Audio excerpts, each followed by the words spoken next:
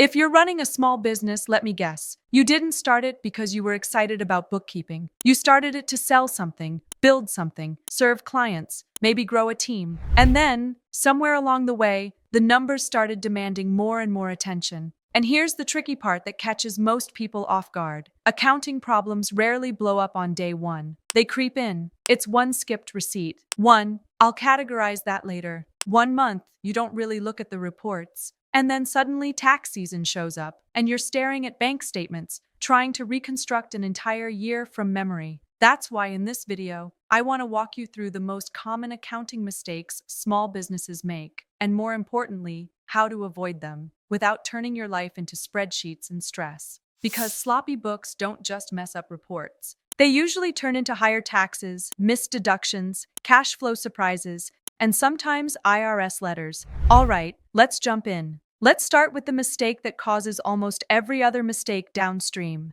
And if you fix only one thing, make it this one: mixing personal and business expenses. If you're buying office supplies on the same card you use for groceries, it feels harmless in the moment, convenient even. But behind the scenes, it creates confusion fast. Your profit and loss report becomes unreliable. Your deductions get harder to defend. And if anyone ever asks questions, the IRS, a lender, even your own CPA, you end up spending hours proving what was business and what wasn't. And here's the part people don't realize. When things are mixed, it's very easy to accidentally overclaim deductions, which increases audit risk even if you weren't trying to do anything wrong. The fix here is simple but powerful. Separate accounts, separate cards, one business checking account, one business credit card. Then link them to your accounting software so transactions flow in cleanly and automatically. That one change alone eliminates a huge percentage of accounting headaches. Now moving on, let's talk about record keeping, because this is where good intentions usually fall apart. Missing receipts, inconsistent invoices, emails you plan to find later.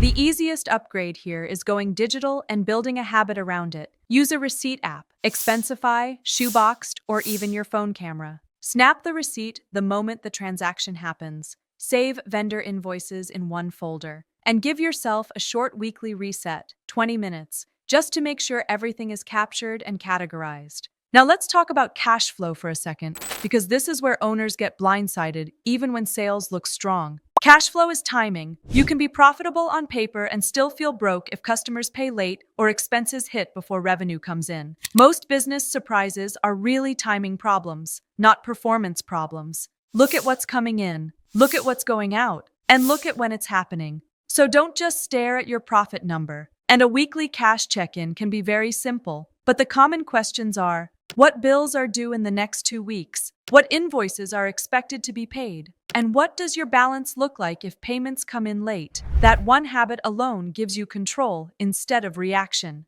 Now, moving on, here's a mistake that sounds harmless until it becomes a crisis: falling behind on bookkeeping. A lot of owners tell themselves, "I'll catch up when things slow down." But things don't slow down. And the longer you wait, the harder it gets. Once you're months behind, you're no longer managing the business. You're guessing. The fix is a standing weekly block. Literally schedule it. Same day, same time, every week. Treat it like a client meeting. And if you're already behind and feeling overwhelmed, that's usually the signal to outsource routine bookkeeping so you can focus on running the business. Now let's shift to something that directly impacts your taxes: misclassifying expenses. This is where a lot of businesses quietly overpay or create messy returns. 1. Meals coded as supplies. 2. Equipment buried as repairs. 3. Subscriptions tossed into misc. When categories are sloppy, reports lose meaning. And when reports lose meaning, tax planning becomes guesswork. Use category rules inside your software.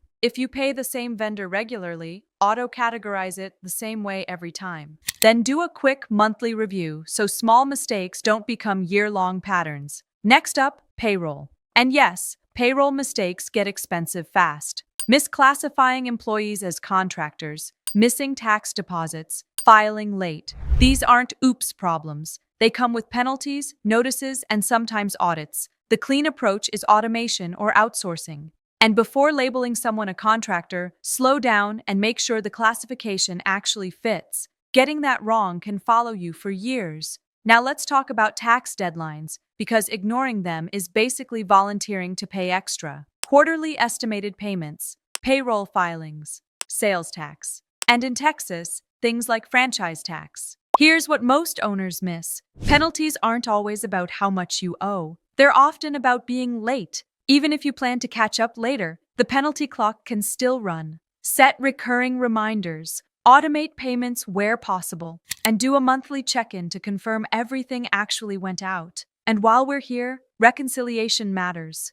If you don't reconcile, you don't really know if your books are correct. Duplicate transactions slip in, fees get missed. Fraud can sit quietly while reports still look fine. Reconciliation is how you prove your numbers match reality, at least monthly, weekly if you have high volume. One that surprises a lot of owners: mispricing. Pricing is accounting, because pricing is math. If you don't calculate real costs, you can be busy, have revenue, and still lose money. At least quarterly, ask yourself, what does it actually cost to deliver this? What's my overhead per month? What margin do I need to stay healthy? Pricing isn't a gut decision, it's a survival decision. And finally, the mistake that turns all of this into a bigger problem: avoiding professional help. Early on, DIY makes sense, but as you grow, the cost of small errors becomes bigger than the cost of support. A bookkeeper keeps data clean. A tax advisor helps you use that data to plan. And the biggest difference? A good advisor doesn't just show up at filing time.